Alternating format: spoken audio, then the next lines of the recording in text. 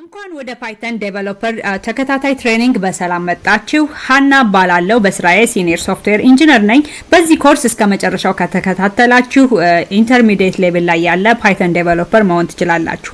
ምንም አይነት ኤክስፒሪየንስ ባይኖራችሁ እንኳን ምንም ሀሳብ አይግባችሁ። በሁለት ከፍዬ ትሬኒንግ አዘጋጅቻለሁ፣ ለኢንትሪ ሌቭል ወይም ለቢግነር ሌቭል። በቢግነር ሌቭል ዛሬ የምናየው ኢንትሮዳክሽን ጨምሮ ቤዚክ ፓይተንን፣ ኮንትሮል ፍሎ፣ ፈንክሽንና ሞዱልስ እንዲሁም ኤክሴፕሽን ሃንድሊንግን እናያለን። እሱን ከጨረስን በኋላ ደግሞ ኢንተርሚዲየት ሌቭል አዘጋጅቻለሁ። በዛ ሌቭል ዳታ ስትራክቸርን፣ ፋይል ሃንድሊንግ፣ ኦብጀክት ኦሪየንትድ፣ ሬጉላር ኤክስፕሬሽን ወይም ሬክስ እንዲሁም ደግሞ ላይብራሪን እናያለን። እያንዳንዱን ስቴፕ በየሳምንቱ የሚወጣውን ቪዲዮ ተከታትላችሁ አፕላይ ካረጋችሁ አት ዘ ኤንድ ኦፍ ዘ ትሬኒንግ በቂ የሆነ ፓይተን ዴቨሎፐር በኮንፊደንስ አስ ፓይተን ዴቨሎፐር ስራ መጀመር ትችላላችሁ ማለት ነው። ወይም ደግሞ ኤአይ ላይም መስራት ትችላላችሁ። እንደሚታወቀው ኤአይ ፓይተንን በሰፊው አፕላይ ያደርጋል። እንዲሁም ደግሞ ማሽን ለርኒንግ ላይም ስራ መፈለግ ትችላላችሁ። በፓይተን እውቀታችሁ ተጠቅማችሁ ዳታ ሳይንስ ላይ፣ ዳታ አናሊቲክስ ላይ ወይም ደግሞ አስ ዌብ ዴቨሎፐር ዌብ ዴቨሎፕመንት ላይም ስራ መፈለግ ትችላላችሁ ማለት ነው። አውቶሜሽን ላይም እንደዚሁ ፓይተን እውቀትን አፕላይ ማድረግ ትችላላችሁ። ስለዚህ በጣም ኮምፕሬሄንሲቭ የሆነ ፕራክቲካል የሆነ ኦርጋናይዝድ የሆነ እንዲሁም ደግሞ ፎሎ ለማድረግ በጣም ቀላል የሆነ ኮርስ ከቢግነር ወደ ኢንተርሚዲየት ሌቭል ሊያደርሳችሁ የሚችል የፓይተን እውቀት ከፈለጋችሁ ትክክለኛው ቻናል ላይ ናችሁ። ሰብስክራይብ ማድረግ አትርሱ። እዚህ ቻናል ላይ በጣም ብዙ ትማራላችሁ። ፓይተን እንደሚታወቀው ከሌሎች ፕሮግራሚንግ ላንጉጆች ቀላሉ ነው ተብሎ የሚታሰበው ነው። ምክንያቱም በትንሽ ሲንታክስ በጣም ኮምፕሌክስ የሆነ ፕሮጀክትን ሰርተን መጨረስ እንችላለን። እንዲሁም ኢንተርፕሬትድ ላንጉጅ ነው፣ ፖርቴብል ነው። እንዲሁም ደግሞ ክሮስ ፕላትፎርም ላይ መስራት እንችላለን። ዊንዶውስ ላይ፣ ሊነክስ ላይ ወይም ደግሞ ማክ ላይ መስራት እንችላለን። ኦብጀክት ኦሪየንትድን አፕላይ ያደርጋል። ላይብራሪ ደግሞ ኤክስቴንሲቭ ነው ማለት ነው። ለዛሬ የመጀመሪያ ስራችን ምንድነው? ፓይተን ኢንስቶል ማድረግ አለብን።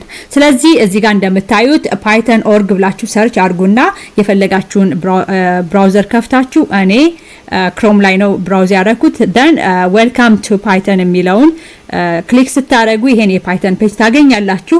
ዳውንሎድ የሚለውን ክሊክ ስታረጉ የፓይተን ቨርዥን አዲሱን ቨርዥን ታያላችሁ። በዚህ እኔ ይሄን ቪዲዮ በቀረጽኩበት ጊዜ ያለውን ቨርዥን ይሄ ነው የምታዩት ነው።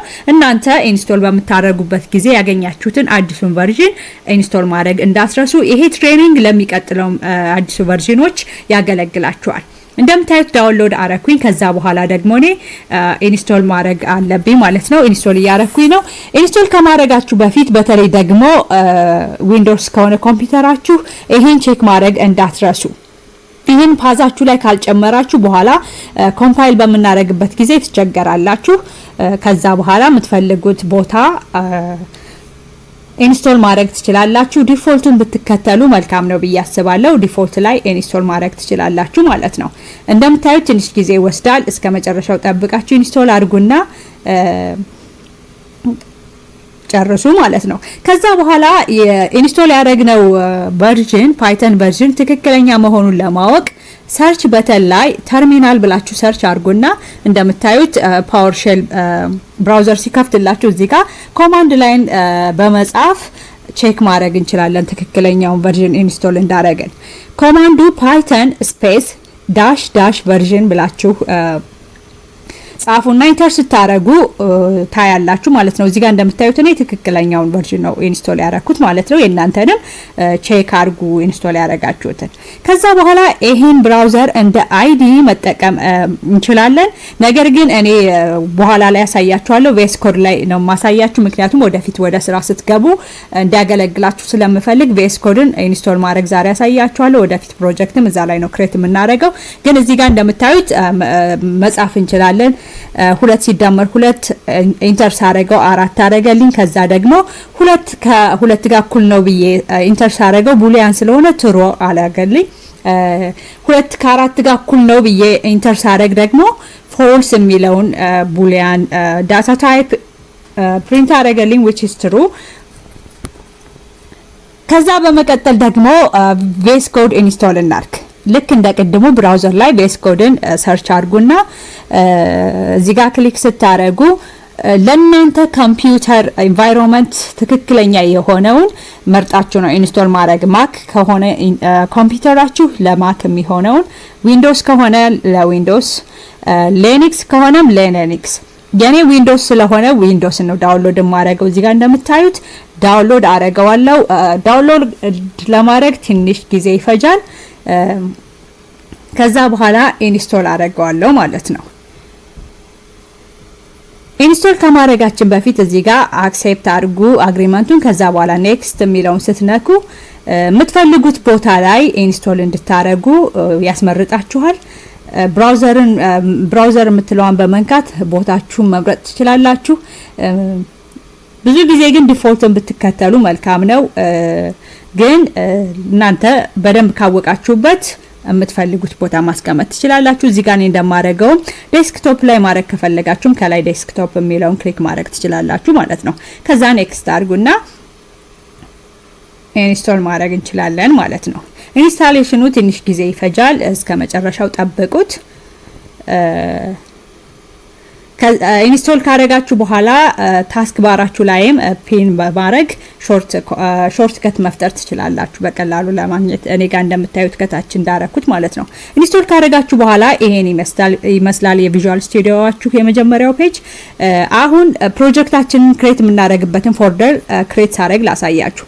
ይገባኛል ብዙዎቻችሁ ፎልደር ክሬት ማድረግ ትችላላችሁ፣ ግን የማያውቅ ሰው ቢኖር ብዬ ነውና ዴስክቶፓችሁ ላይ ራይት ክሊክ ስታረጉ ካለው ኦፕሽን ላይ ኒው የሚለውን ስትመርጡ ፎልደር ክሬት ማድረግ ትችላላችሁ ማለት ነው። ከዛ ደግሞ አሁን ያሳየኋችሁ ኢምፖርት ሳረግ ነው። ፋይል ላይ ክሊክ ታረጉና ከዛ በኋላ ኦፕን ፎልደር የሚለውን ስትነኩ ክሬት ያደረጋችሁትን ቅድም ክሬት ያደረግነውን ፎልደር ኢምፖርት እንድናረግ ያደርገናል። ዘን ትረስት የሚለውን ክሊክ አድርጉና ስትጨርሱ ይሄን ፔጅ ታገኛላችሁ ማለት ነው። አሁን ላይ ፋይላችንን ክሬት ማድረግ እንችላለን።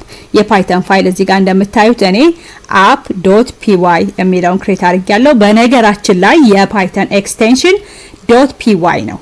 .py አድርገን ሴቭ ካላረግ ነው ፋይላችን ፓይተን አይሆንም፣ ወይም ደግሞ እንደ ፓይተን ራን አያረግልንም። ልክ እንደ C++.cpp ወይም .h አድርገን እንደምናደርገው ሁሉ የፓይተን ኤክስቴንሽን .py ነው። ከዛ በኋላ እንደምታዩት እንግዲህ ፕሪንት ፈንክሽንን እየጻፍኩኝ ነው። ቢውልት ፈንክሽን ይባላል ፕሪንት ፈንክሽን። ከዛ በኋላ ፓረንትስ ከከፈትን በኋላ ቴክስት ከሆነ የምናስቀምጠው ደብል ኮት ኦር ሲንግል ኮት መጠቀም እንችላለን ቴክስት በምንጽፍበት ጊዜ ማለት ነው። እኔ ለጊዜው ዛሬ ደብል ኮትን ተጠቅሜ ቴክስቴን አስቀምጣለሁ እዚህ ጋር።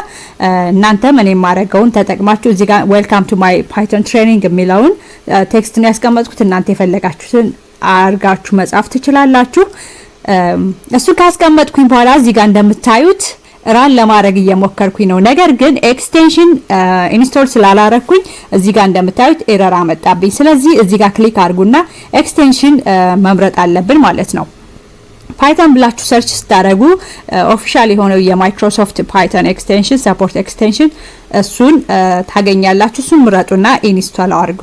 እሱን ኢንስቶል በመናረግበት ጊዜ በጣም ብዙ ኤክስቴንሽኖችን እናገኛለን። ዲባግ ለማድረግም ራን ለማድረግም ቢልድ ለማድረግም የሚጠቅመን በጣም ብዙ ዴፊኒሽን ለማየትም የሚጠቅሙን ኤክስቴንሽኖችን ኢንስቶል ያደርግልናል። በጣም ኤክስቴንሽን በጣም ጠቃሚ ነገር ነው ማለት ነው። አሁን ፕሌይ የምትለዋን በተን ኢንስቶል ካረኩኝ በኋላ እንደምታዩት ፕሌይን ክሊክ ሳረግ ራን ያደርግልኛል። አያችሁት? እዚህ ጋር ተርሚናሌ ላይ አውትፑቱን አወጣልኝ ማለት ነው።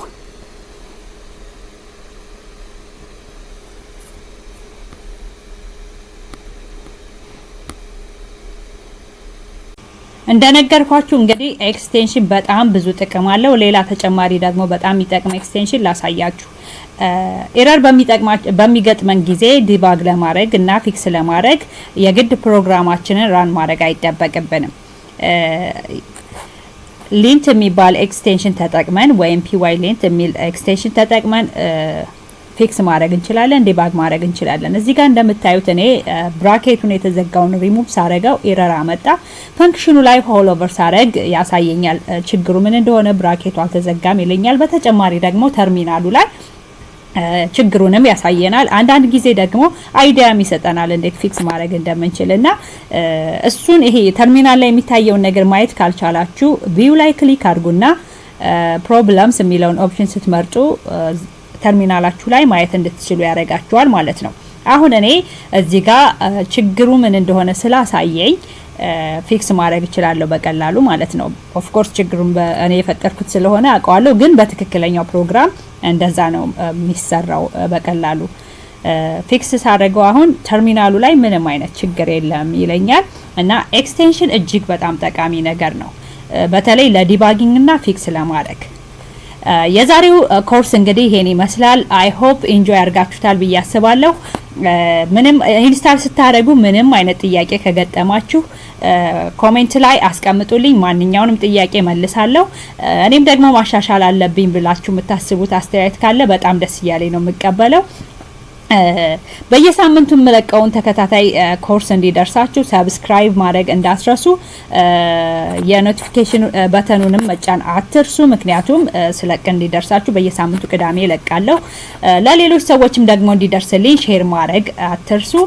በሚቀጥለው ሳምንት እስክንገናኝ እንግዲህ በሰላም ቆዩልኝ።